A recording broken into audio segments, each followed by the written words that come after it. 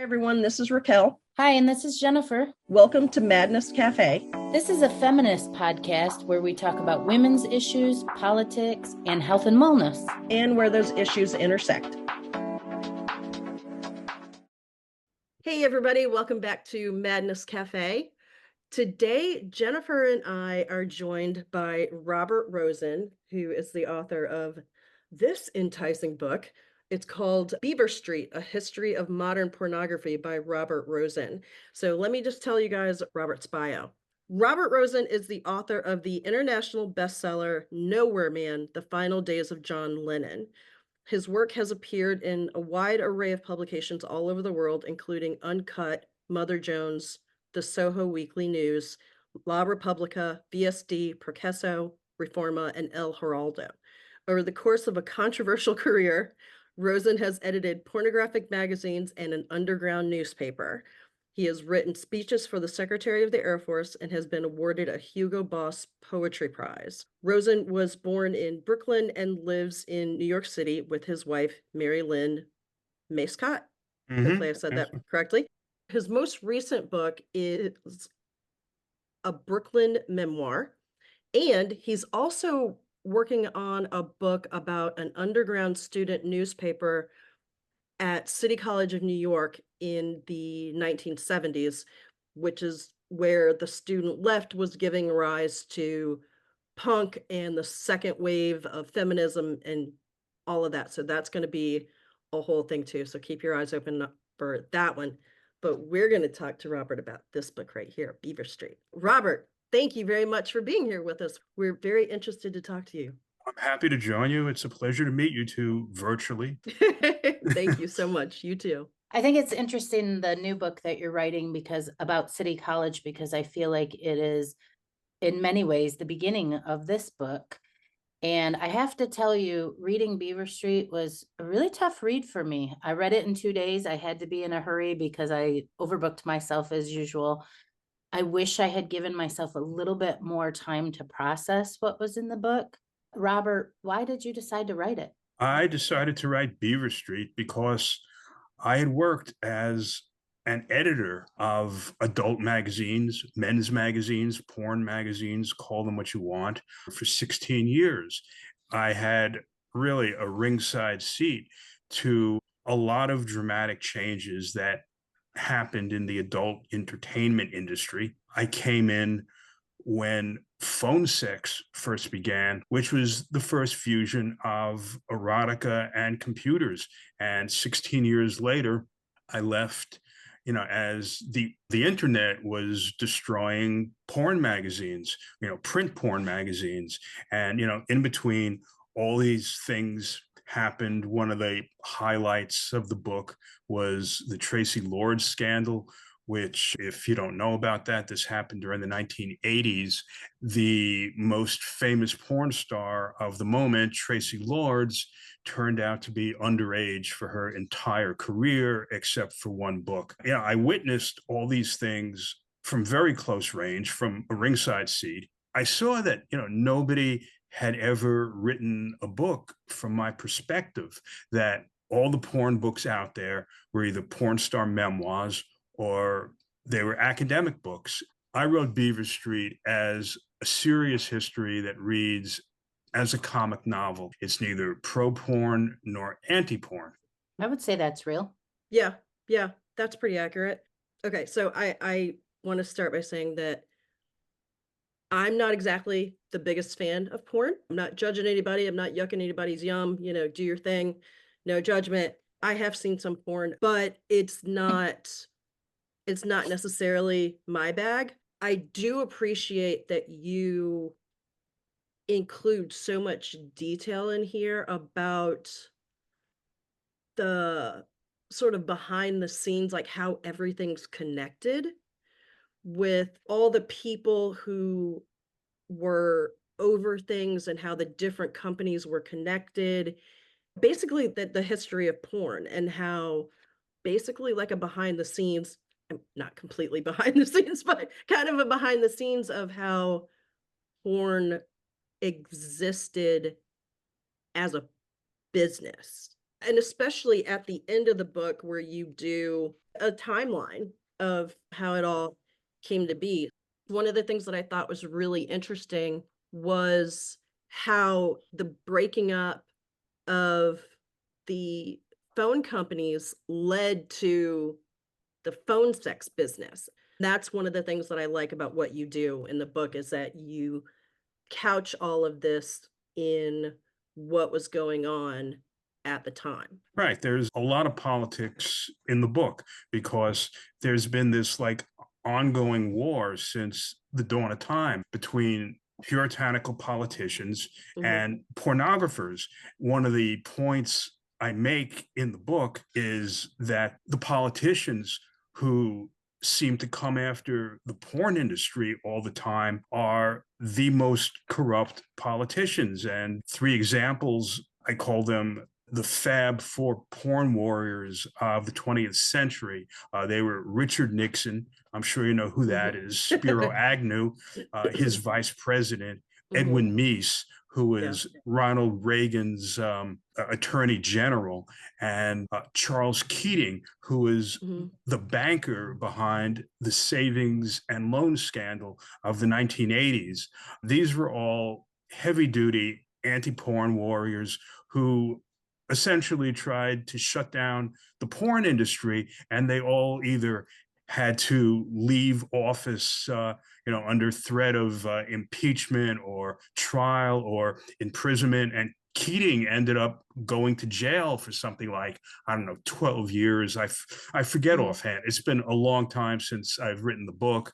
It came out in 2011 in the UK, 2012 in the US. Occasionally some of the details slip my mind, but it just seems like porn seems to attract all these incredibly corrupt politicians and Shocking. financial people. Exactly. And I just found that fascinating, and like the whole thing with Deep Throat and Mhm, Richard Nixon and Watergate. And this is just, this is all covered in the book, mhm, but I look at it through a pornographic lens.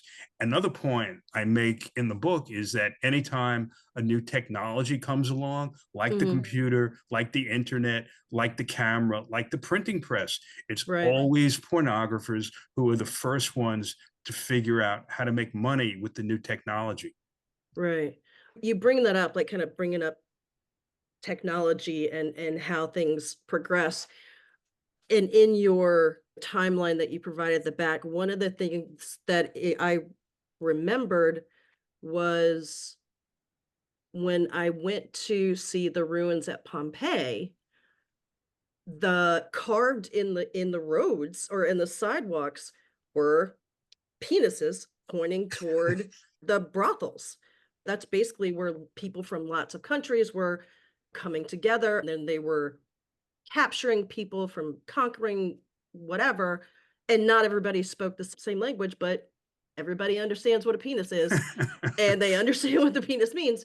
Literally, there would be carvings in the sidewalks of and you could still see them now, and there were pictures because obviously, again, not everybody spoke the same language.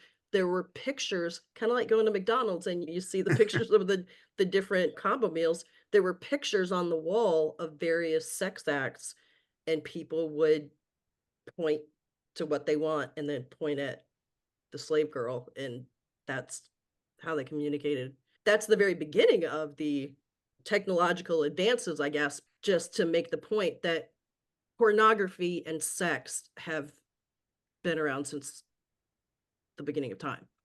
Right. Well, if you go back even further than Pompeii to like cave paintings, you're going to Mhm, see X-rated paintings on the walls of caves, though I don't mhm. think that they had figured out a way to make money off that yet. But who knows? Yeah. Okay, I want to change the subject and move on here. I just want to get into the meat of there's a lot of Yeah. things I want to talk about, Robert. I think it's really interesting that you came to porn the same way most women do, through economic necessity. Can you talk about that a little bit? Yeah. Let's see. It was 1983. I needed a job. I was looking through the help wanted ads in the New York Times.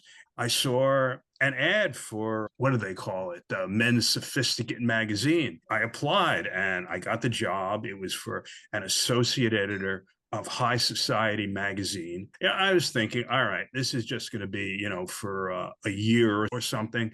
It turned out I was good at this.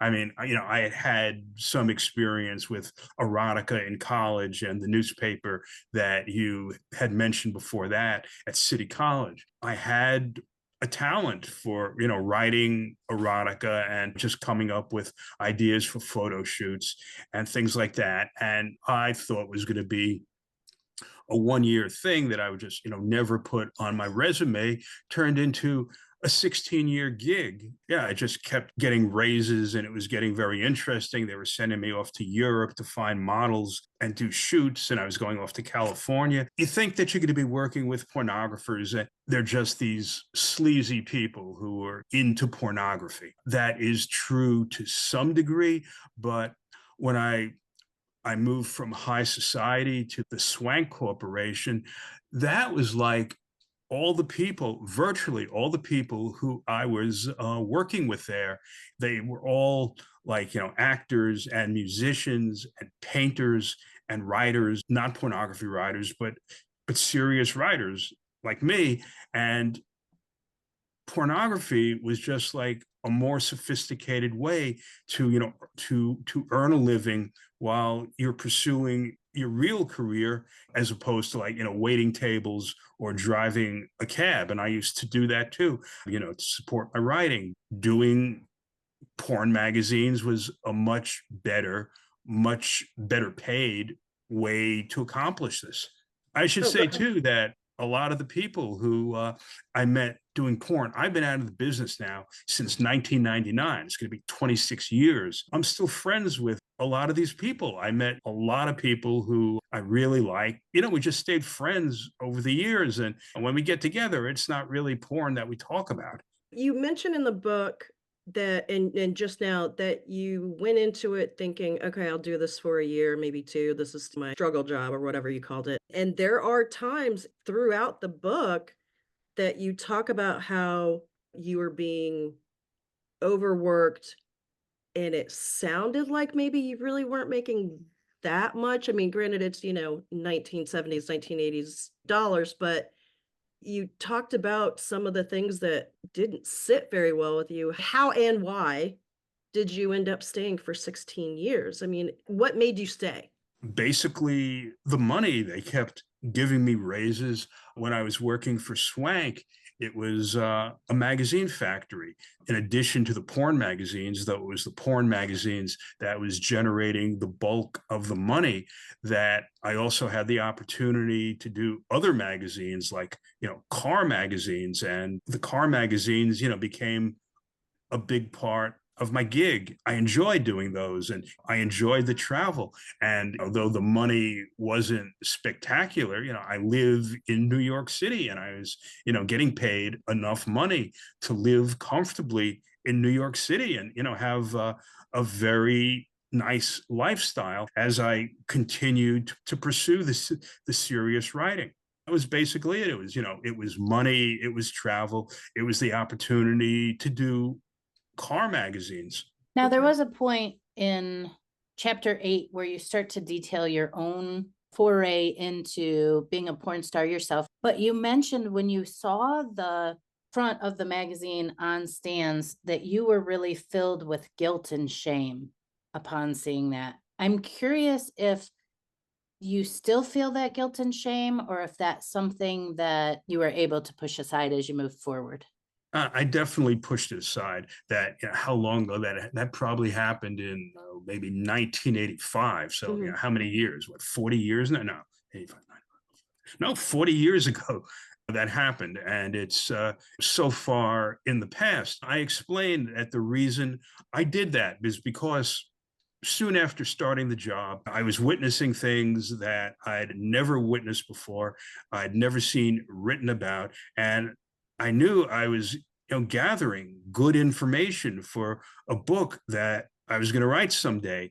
And I just thought it would be an interesting experiment in call it participatory journalism to get in front of the camera and to try to understand from that perspective what it's like being a porn star. And, it was probably a mistake. As you see, I got what I think is an interesting chapter out of it. It's true, too, that like 25 years, after that happened, people would still bring it up. Hey, remember when you got in front of the camera? And yeah, I remember. You're never going to let me forget it. It was interesting, too, how the people in the office reacted. That, this was obviously something I didn't have to do. The people in the office who were Yeah, you making crossed a line.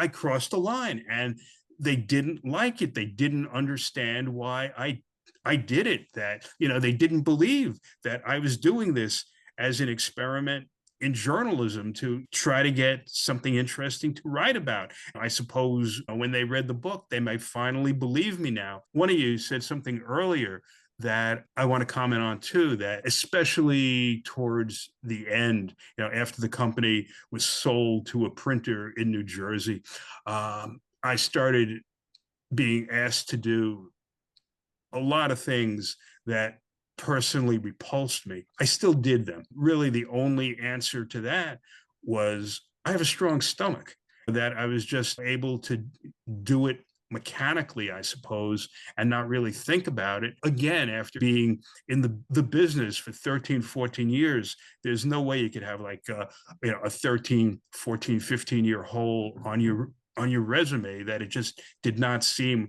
like it was going to be that easy to get another kind of job. After a certain amount of time, I kind of felt stuck. Do you feel you as a writer face the same pressure that women that get into that world face? They're in it. Like you said, there's a gap in the resume. How do you explain what you've been doing all these years? And how do you make enough money to survive? And you feel like you had a similar pressure? I felt, yeah, I felt stuck, particularly, by the time it was like, I'd started in 1983, it was now 1999. I was just thinking, I have to quit and walk away from this and find something else to do. But the miracle of miracles, in 1999 I got the deal to do the Lennon book, and I was able to move on to that and never look back. For the first 5 years that I was out of porn, I used to wake up in the morning just feeling ecstatic that I did not, have to go into an office in New Jersey and crank out porn that I couldn't stand looking at under deadline pressure. I was thrilled. Yeah, I was happy to get out of the business and thrilled that I had this other opportunity to write books. Okay, the thing I want to talk about the most is I think the book's an important book. I think it outlines the history of pornography up until the internet comes into play and free porn is available to everyone. I think it chronicles it very well. I don't have a stomach for porn. I don't like porn. And I remember Tracy Lords in the story. I was in high school when that story exploded. But I'm grateful to your book because it explained a lot. The first thing that explained to me was this whole concept of thought crime. Could you speak for a moment on thought crime and tell our audience what that is?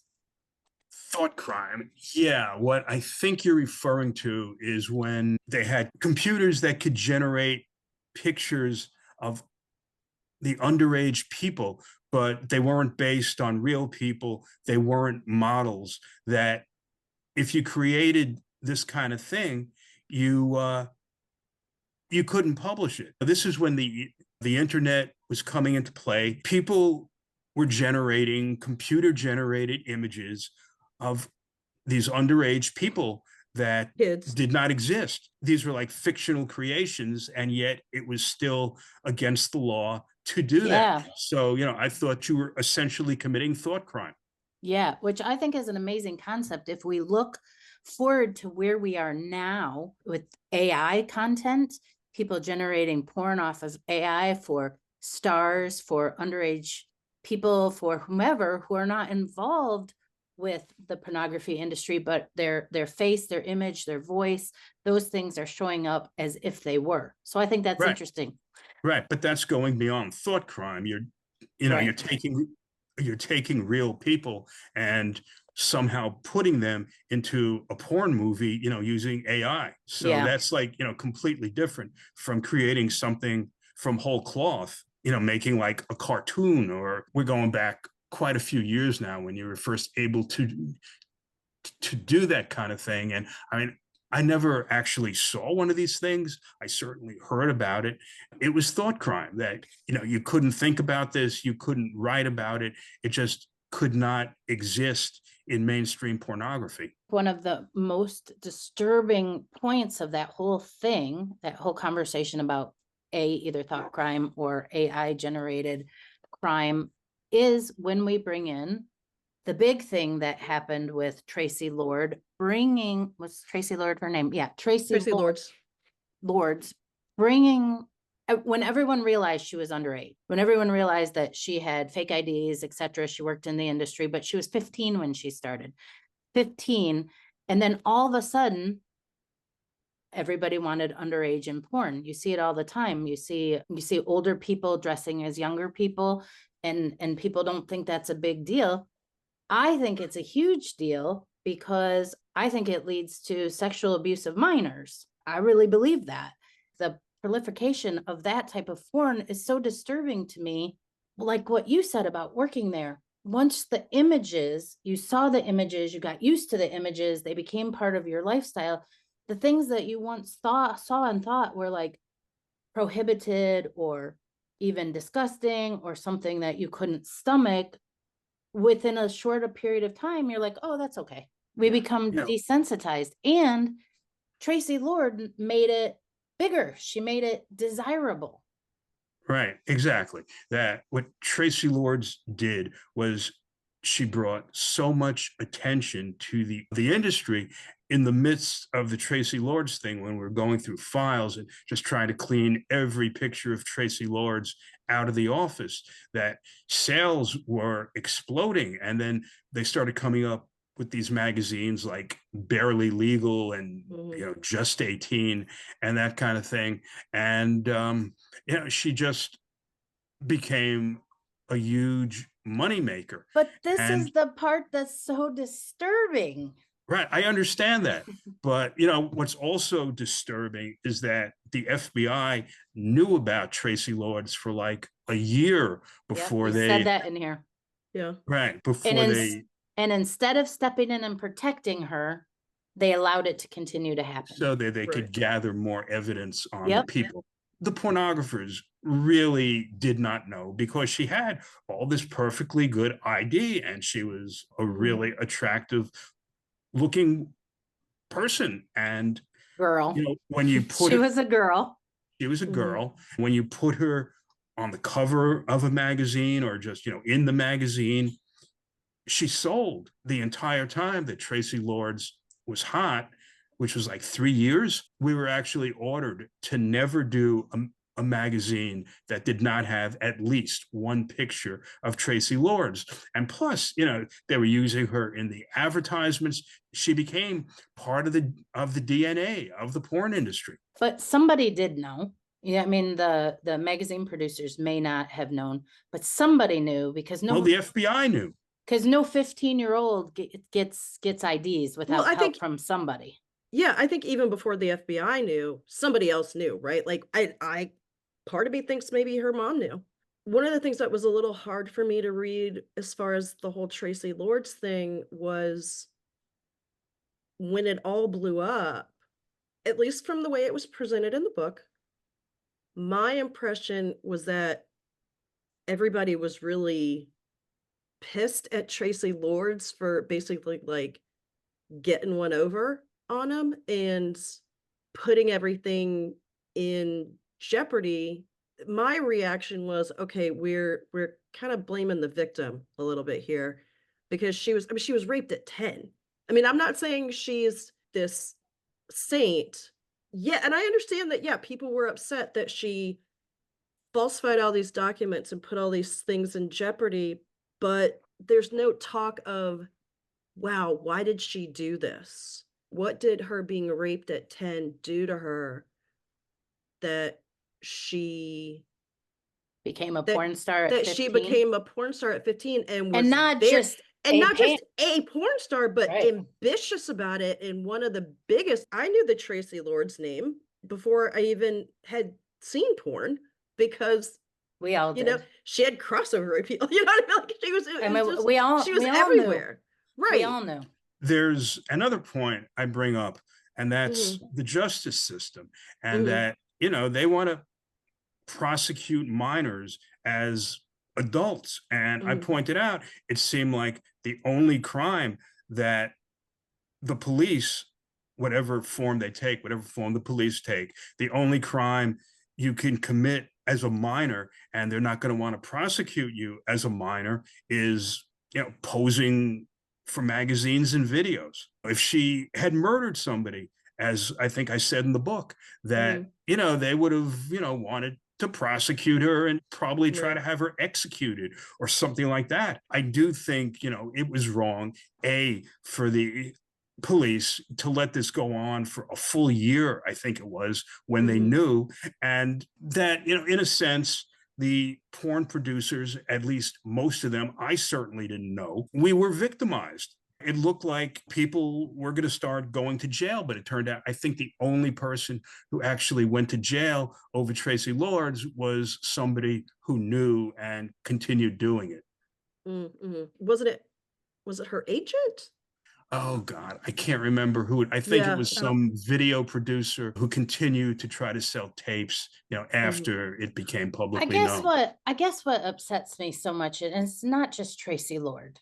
I mean, she just puts a puts a name and a face to it. What Mhm. upsets me the most about the situation, like you said, I'm not going to yuck anybody's yum. Do whatever you want. But the over sexualization of girls and women stands in a juxtaposition to healthy sexuality. And yes, I mean, we read books on our banned books list that some people would call porn. So Mhm. who's to decide what is what, and who's to decide what is legal and not legal? But as a female born person who has been sexually molested as a child, knowing that Tracy Lords and others like her were sexually molested, which often leads to this type of chosen career out of lack of other opportunities. It just seems like we're chasing our tail with the systems of abuse rather than, you talked about in the book one woman who did a porn after the AIDS epidemic where she was talking about using condoms, healthy Oh, sexuality, yeah. and nobody wanted to watch that one. Yeah. Yeah. Oh, right. Yeah. The It's Mitchell like, brothers. Yeah, the yeah, ones who did Behind the Green Door. They tried to do the first safe sex porn movie, and it was just a total bomb. But one more point I'd like to make, something that you just reminded me of, that over the course of those 16 years, I interviewed, I don't know how many, several hundred porn stars. And the stories were very, very similar in certain ways. A lot of these women spoke of being abused at a Right. young age, being raped by a relative. The other common theme was like they're working in McDonald's, they're working in Burger King for minimum wage, and they have the opportunity to, instead of, making minimum wage flipping burgers, that they have the opportunity to make $1,000 a day doing video. And it just seems to be like the combination of the two things. Absolutely true. The abuse poverty and abuse. yeah, the abuse at the young age, and economic opportunity. But also, and this is the part that hurts me to my soul, is that there is such an audience for it that it makes billions and billions and billions of dollars and continues to do so, even though it's free on the internet now. I think it's the crux of our situation in this society of the overabundance. You make something unavailable, it's suddenly what everybody wants. Incest is a huge topic in porn. You wrote in your book that people wanted incest in every single copy. Right. Yeah, true. Absolutely true. What you were just saying, it's like society wants this. And, Mhm. it's a capitalist society. And Yeah. like, porn is just like this what's the word? It's just this most transparent incarnation of a Mhm. capitalist system. What are you going to do? How could you make people not want it? If people want something, they're going to get it. There's people who want to make money. They don't care how they make money. And, they're going to give the people what they want. If it's the incest or the underage girls or, the girls who are over 18 who seem underage. How do you change capitalism is really what it comes down to. And America, there's no question about it, America is a really unhealthy society.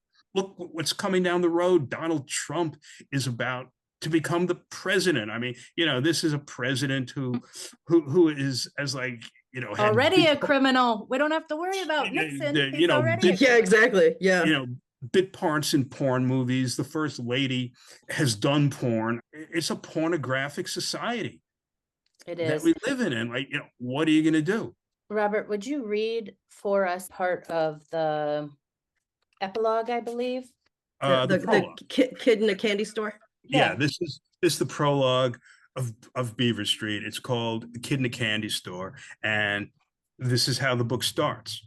Once, many years ago, my father owned a candy store on Church Avenue in Brooklyn, around the corner from where we lived. The whole family worked there. My grandfather, my grandmother, sometimes my mother, my uncle in a pinch, and even me. By the time I was 9 years old, I knew how to mix egg creams, sell cigarettes, and put together the Sunday papers. I also understood on some instinctive level that when a new customer walked in and muttered under his breath, "Where do you keep the books?" he was talking about the special rack in the back of the store where my father stocked some of his favorite works of literature. They included My Secret Life by Anonymous, My Life and Loves by Frank Harris, the autobiography of a flea, also by the ever prolific Anonymous, Tropic of Cancer by Henry Miller, and Last Exit to Brooklyn by Hubert Selby. Every weekend, a half dozen of my father's cronies, the neighborhood regulars, would gather in the store. Most of them were in their late 30s, my father's age at the time, and they struck me as a streetwise and sophisticated lot. One of them smoked Gauloise, another worked for TWA and made monthly pleasure trips to Europe. And I'd sit by the window a few feet away, listening to them as I made change for newspapers. Some days they'd amuse themselves deconstructing the New York Giants and their bald but talented quarterback, Y.A. Tittle, whose name they repeated over and over, seemingly for the sheer joy of saying it.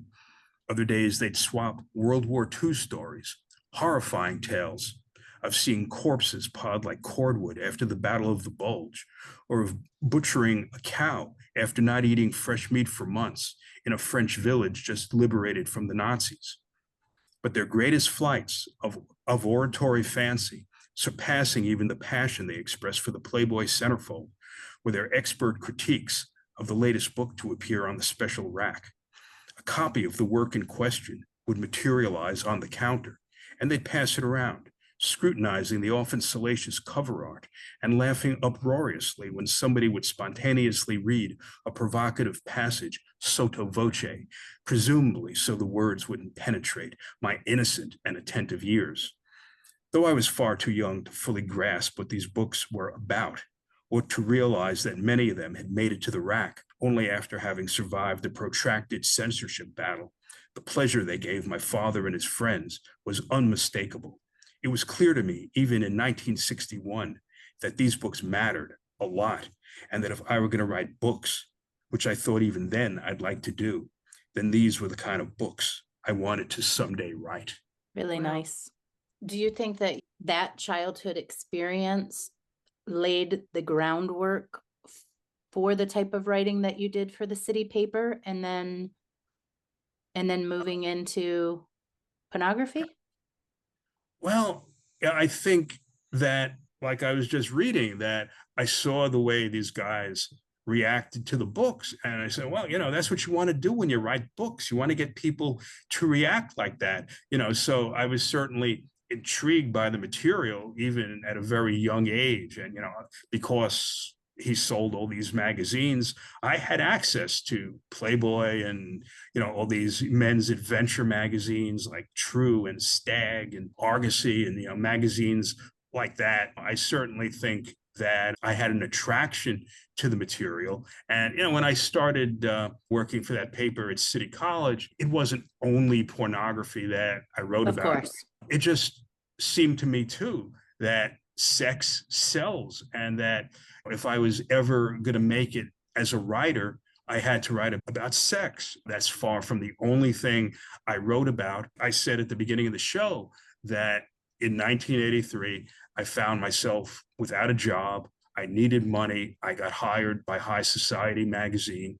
And, just the realization that I was good at this, and, people were going to pay me a living wage to do this kind of thing. I never really wrote a book that would be considered erotica, like, Anais Nin or something like that. Beaver Street isn't about sex. It's about the sex industry, what it does to people.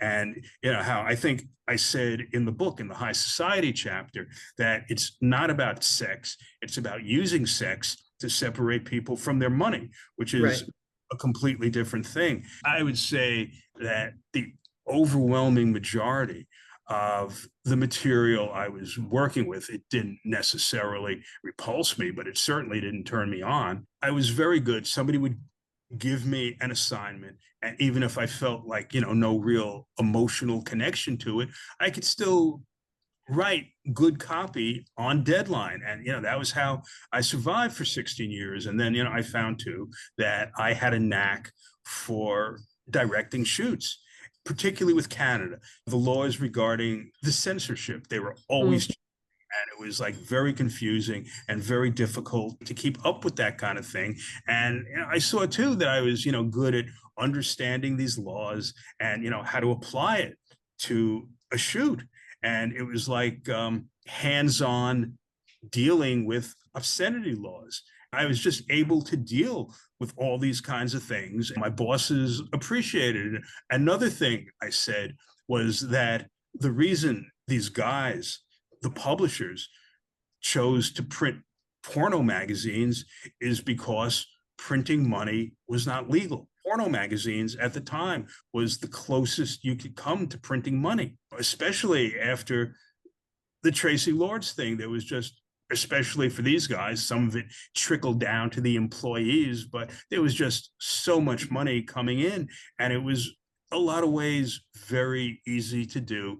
The hardest thing was to find the right model. So what was it like for you after you left porn? Well, like I said, I was absolutely thrilled. I would wake up in a state of ecstasy every morning, knowing that I was just so burnt out on it after 16 years, and particularly the final years when the internet started taking over and we had to produce more and more magazines that were selling fewer and fewer copies to stay profitable.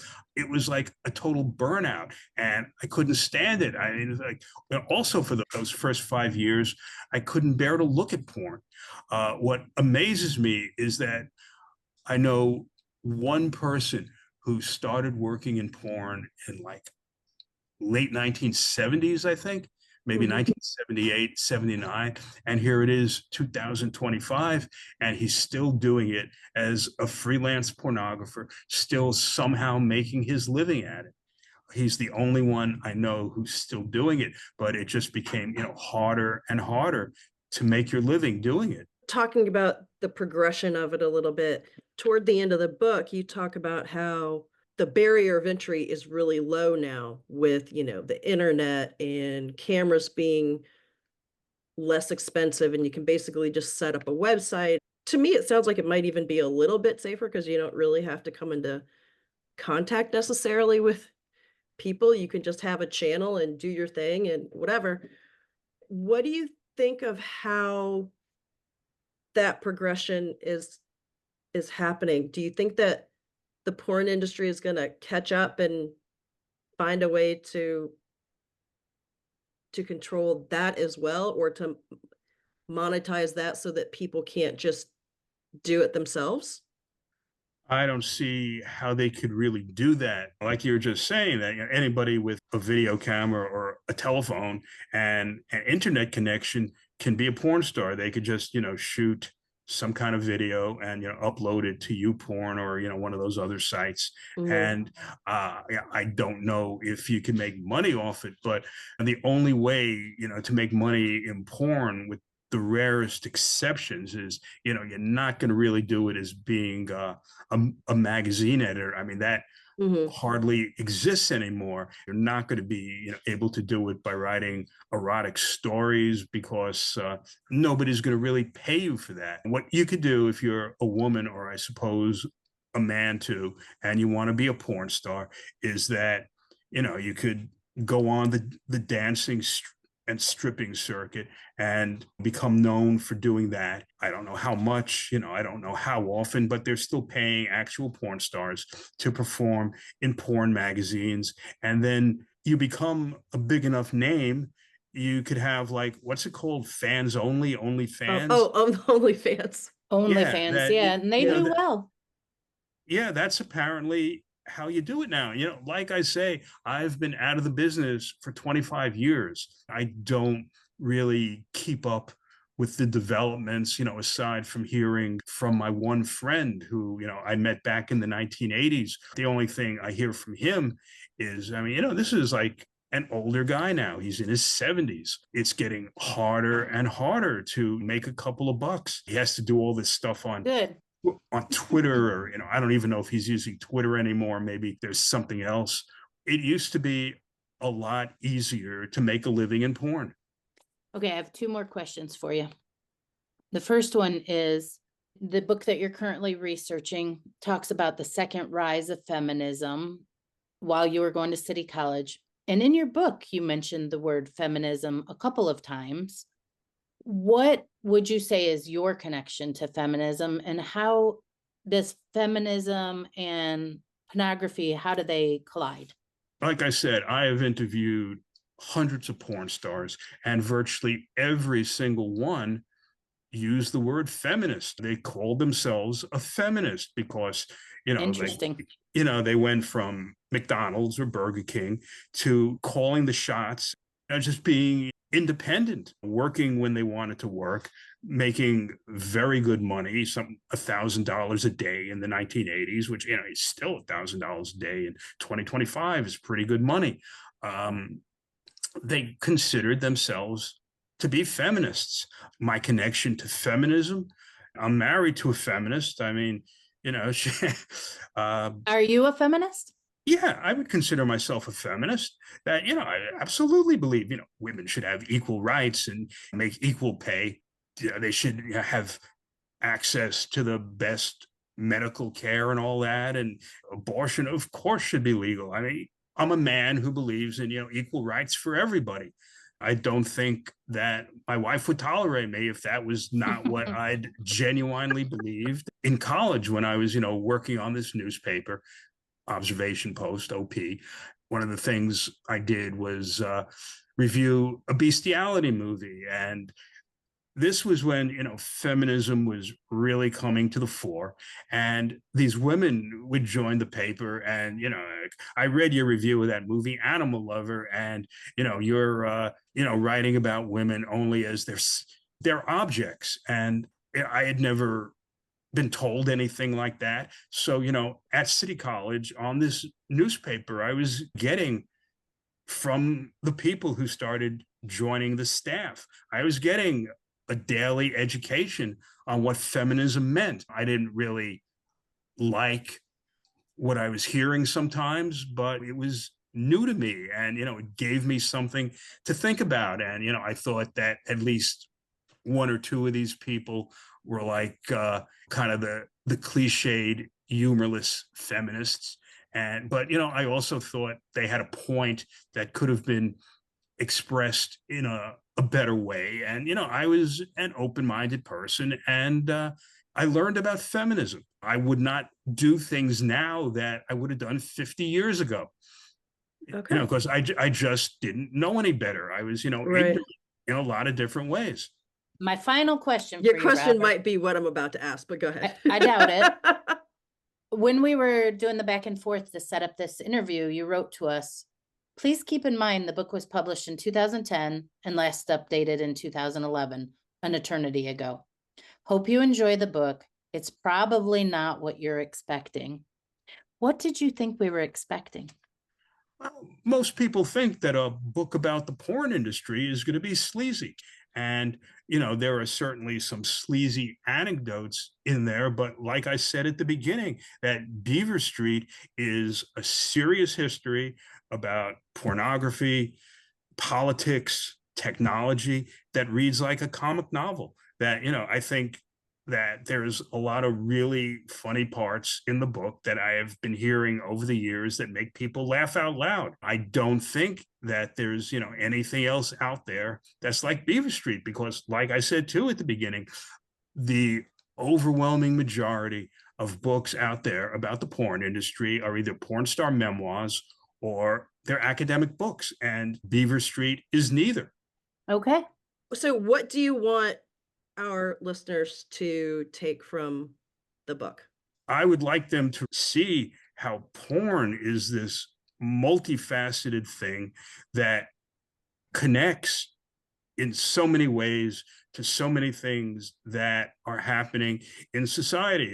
I think you also get the impression that people who have not read the book, they think that everybody who works in porn are just, sleazy dirtbags. And they're not. The people I was working with, especially at the Swank Corporation for many years, were just like these highly creative people, many of whom went on to successful careers in the arts, in acting, in music, who saw porn as a good survival job, which is exactly how I saw it. I would just like them to read the book and look at society through this pornographic lens and maybe understand more about what's happening now, what's happening in the government, what's happening with politics. Yeah, that I pointed out at some point in the book too, and I don't have the exact figures at my fingertips, but at a certain point, I think it was in the early 1990s, maybe the late 1980s, that pornography, porn videos in particular, surpassed rock and roll as America's number one cultural export. What does that say? What does that mean? Well, you said it before, and we've heard it 1,000 times over and over in our lifetimes. Sex sells. Yeah, I said it. That's true. Did you want to talk about any of your books briefly or anything else? Well, yeah, I could talk about my books briefly. I assumed that when you contacted me, you were going to want to talk about Nowhere Man, because Nowhere Man is the book that everybody wants to talk about. That book was like a life-changing thing. It gave me the opportunity to write Beaver Street and to write a Brooklyn memoir. I thought that you were going to want to explore Nowhere Man from the feminist perspective of John Lennon being a house husband and all that, but no, that wasn't the case. That could have been interesting too. Yeah. Well, we could, do that some other time, either of us. And then the last book I wrote, which came out right before the pandemic, was a Brooklyn memoir, which is originally titled Bobby in Naziland. And the publisher decided that the title was just too harsh for what was happening during the pandemic, and they decided to republish the book with the more family-friendly title, A Brooklyn Memoir.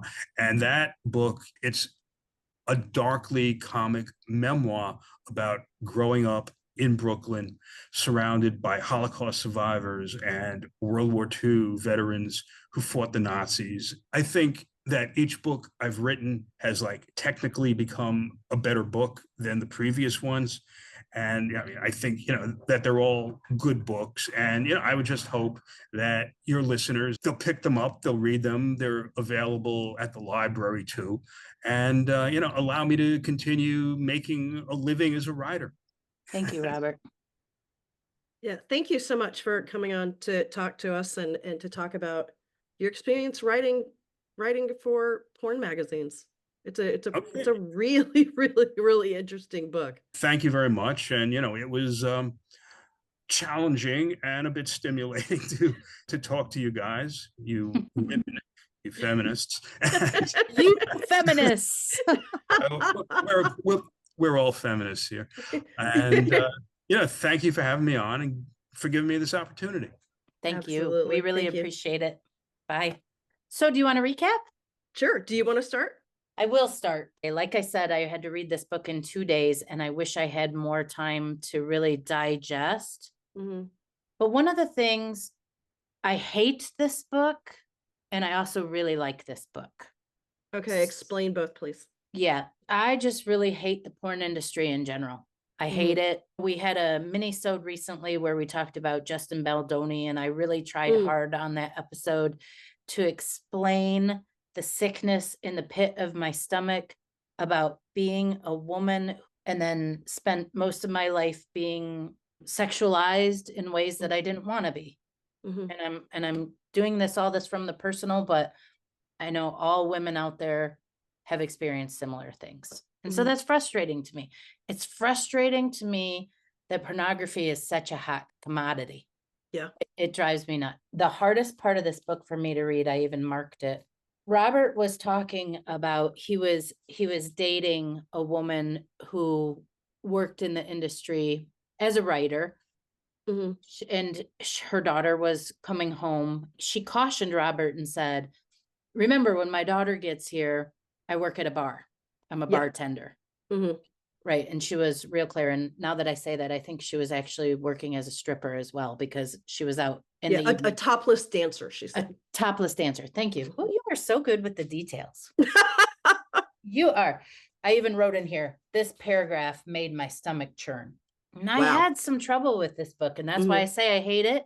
But as I say I hate it, I really, really love the writing. And I really, really love the combination of the history, the timeline, including all of the politics, all of the technology, and even comic books, including Marvel comics. Yeah. Right? Yeah. That shit is fascinating to me. Yeah. But this is the topic that really, really upset me. Give me that, Georgette cried, grabbing the money and running out the door. A few hours later, it was Sunday afternoon. As her mother and I were having our daily screw, she burst into the bedroom. Suddenly, there was Georgette looming over us, looking every inch like Georgina's inexplicably younger twin, a nymphette, mini-me, right down to the hairstyle.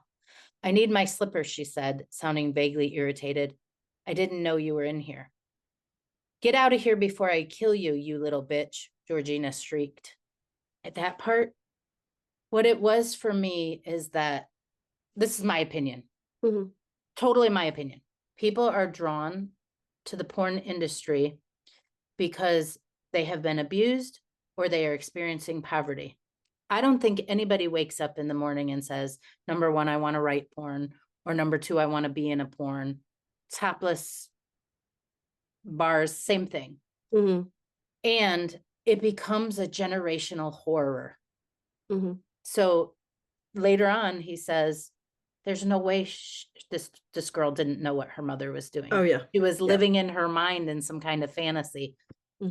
And to me, it is just the cyclical cycle of, and I think that's why porn is worse than it's ever been before. Number one, because of shame and stigma. Because number two, we can't talk about sex in any real way. We can't talk about adult pleasure. It's this fine line between. It's a lot of taboo. It's a lot of taboo. So it's this fine line between healthy sexuality and pornography. And then there's this crazy ends of both spectrum. And it is the line that we've been walking a lot on the podcast lately, talking to people who are into the lifestyle, talking to people who want to talk about female sexuality as our way to rise in our strength and our power.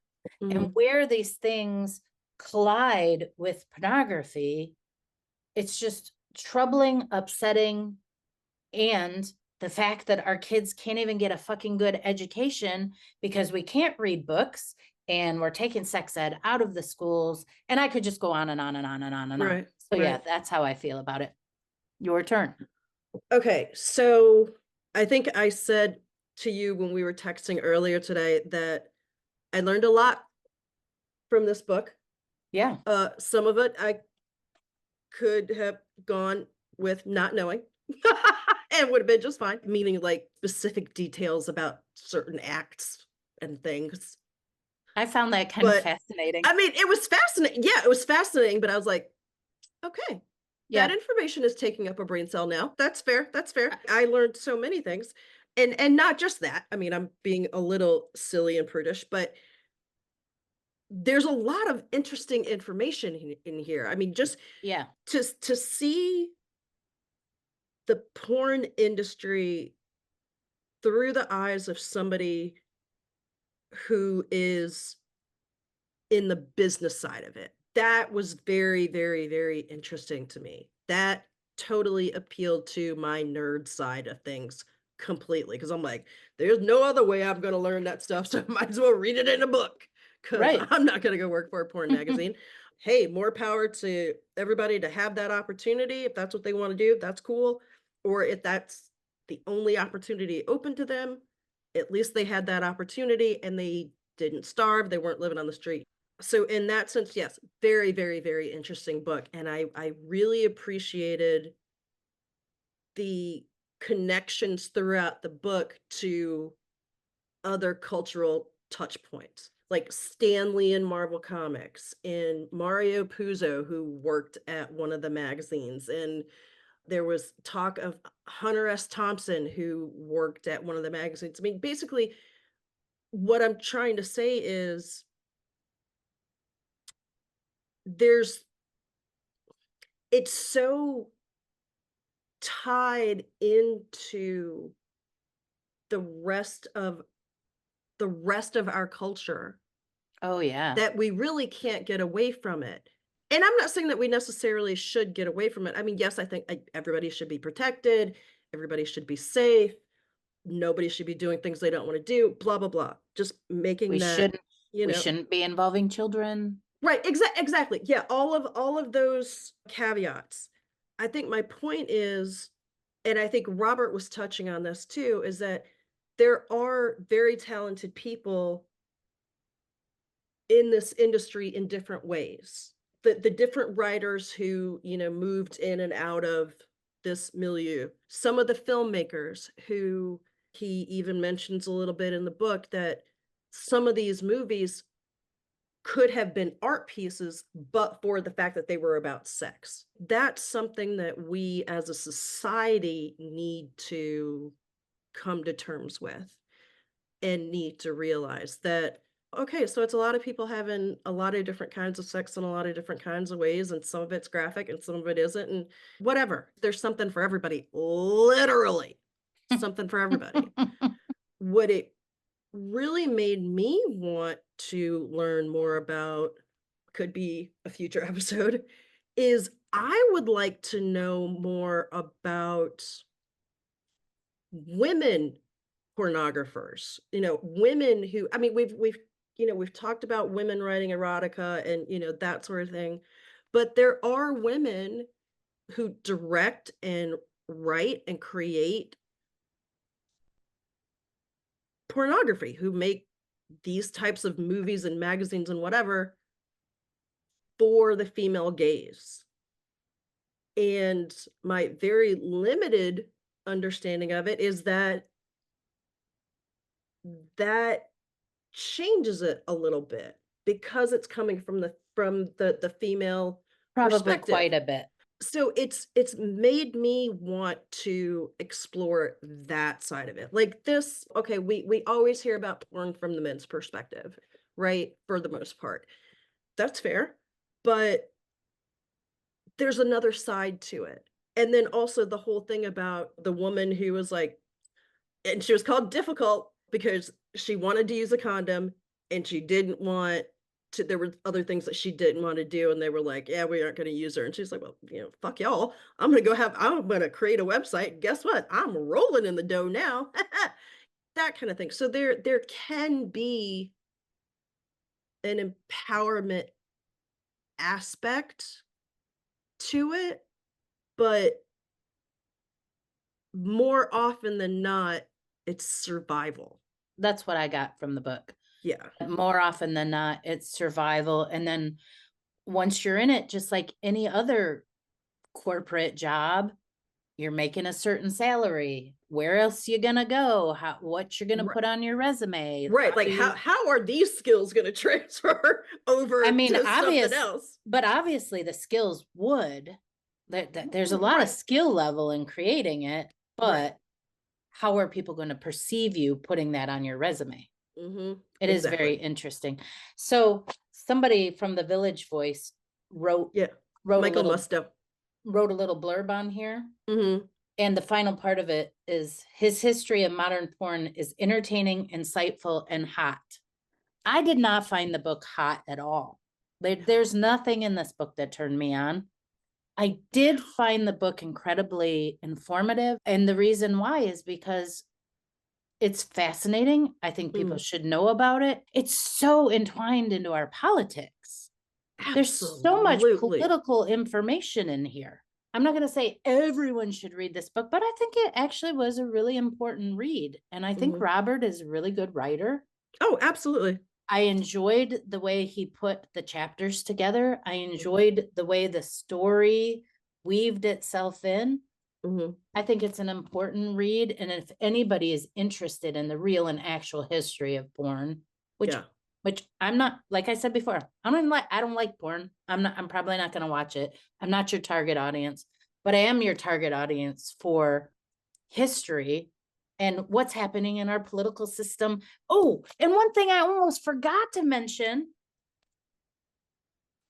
The guy who went to work for the Heritage Foundation. Yep. Heritage Foundation. Yep. And I starred that page. Yeah, I starred that page and I can't. Oh, here it is. So it was Edwin Meese who went on to go to the Heritage Foundation. So so starting on page 187, yes, talks about Edwin Meese, who was Reagan's Attorney General. Yeah. And he now occupies the Ronald Reagan Chair for Public Policy at the Heritage Foundation, a conservative Washington, D.C. think tank where his colleagues regard him as their moral compass. So we do want to be very careful. Damn it. We want to be very careful that which we are saying is illegal.